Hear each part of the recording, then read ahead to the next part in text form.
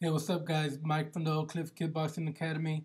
Gonna break down the action from the Ultimate Fighter 17 finale. First fight on the prelims, Daniel Pineda submits Justin Lawrence with a Kimura. Very fast, very impressive. I'm actually pretty shocked. I thought Justin Lawrence was gonna win this fight. I thought he would knock him out, but great job by Daniel Pineda. Early fight of the night candidate, Sam Cecilia versus Maximo Blanco. Blanco picks up the decision. Lots of action, a great war.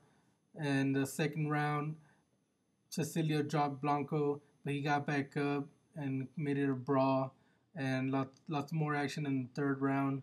The decision goes to Maximo Blanco. The final fight on the Facebook prelims was Cole Miller versus Bart Palishowski. This was a stand-up affair in the early going. Um, Palishowski was getting the better of it, so Cole Miller smartly took the fight to the ground. He got the takedown. Palishowski tried to get up without defending, though, so Cole Miller went around, took the back, and it didn't take long for him to get the rear naked choke. The first fight on the Fuel TV prelims, Clint Hester versus Bristol Marunde. It took a while to get going, but it developed into a very good fight. Marunde was landing more shots, getting takedowns, but Hester landed with a lot more power, although it was only on occasion. But he did have him hurt on a few times. And in the third round, just a vicious standing elbow, and that dropped Marunde, and referee came in and stopped it immediately. Although maybe a little bit of an early stoppage, but that elbow landed hard. His arms flailed, and he went down. So that gave the win to Clint Hester. Jimmy Quinlan went right after Dylan Andrews, looking to get the fight to the floor. He got the takedown. Andrews got right back up, and so the game plan was obvious. And when he was going for that takedown, Andrews caught him, and he finished it up with some follow-up punches. Referee had to stop it. It was like 20 or maybe even more punches. So a good stoppage, Dylan Andrews.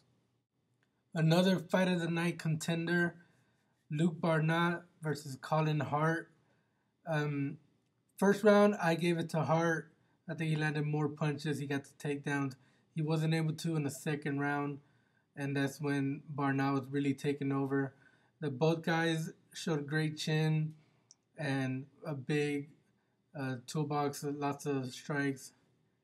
And Barnatt almost stopped it. It looked like he was locking in the power guillotine, but Hart was able to survive.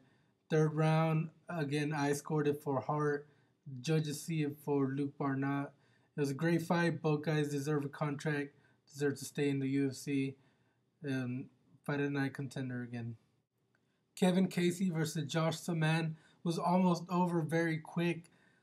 Casey went for a kick. Samman kicked the other leg out, so the fight went to the floor, but he landed right into an armbar triangle.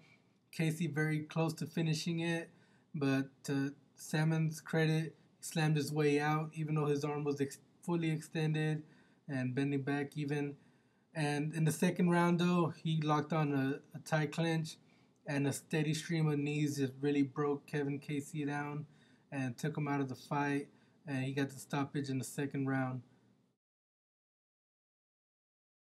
On the main card, Bubba McDaniels, for the most part, was winning the stand-up fight. First round and second round, he was outstriking him. It wasn't until the third round, though, where he locked up a triangle armbar, and he got the tap.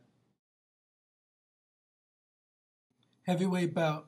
Travis Browne stops Gabriel Gonzaga in the first round. Gonzaga, of course, was trying to take the fight to the floor, work his jiu-jitsu up against the cage. Browne landed some big elbows to the side of the head, and it put Gonzaga out, and that was it. In another fantastic fight, Miesha Tate versus Kat Zingano. Miesha Tate was hitting the takedowns. She was actually landing the better punches too, but she wanted to get the fight to the ground. She almost got the armbar in the second round. It was action-packed, another fantastic fight. This is shaping up to be one of the best events of the year, and we're barely in April, but These fights have been amazing. In the third round, Kat Zingano came out strong. She got the takedown this time, and she really poured it on, lots of punches. And then when Miesha got up, she started throwing some heavy knees, and then landed a big elbow that dropped Miesha once again. And referee Kim Winslow steps in. Great fight. In the co-main event, Kelvin Gastelum really brought the fight to Uriah Hall. He got in his face. He didn't give him any room, and he was outstriking him, even took him down. Second round, though, Uriah showed why he's such a great fighter. He was able to stuff the takedowns, and he started doing better in his striking. So I think he won that round. But in the third, once again, Kelvin got the takedowns, and it was a really great fight, though. A lot of people are going to be talking about it for a while, and I'm sure Uriah will be back in the UFC. So great stuff. Another great, fantastic fight. In a night of great fights, the main event had to deliver, and it did. Scott Jorgensen versus Urijah Faber. Faber looked completely reinvigorated. He looked very good in the first 2 rounds, throwing lots of different things. His speed was there, hitting the takedowns. Jorgensen, though, he hung tough. He battled back. He had a good third round. He was looking better in the fourth. But Urijah Faber, it was his night. He got the takedown. He got the back, locked up the body triangle, rear naked choke for the win. Great job by Urijah Faber.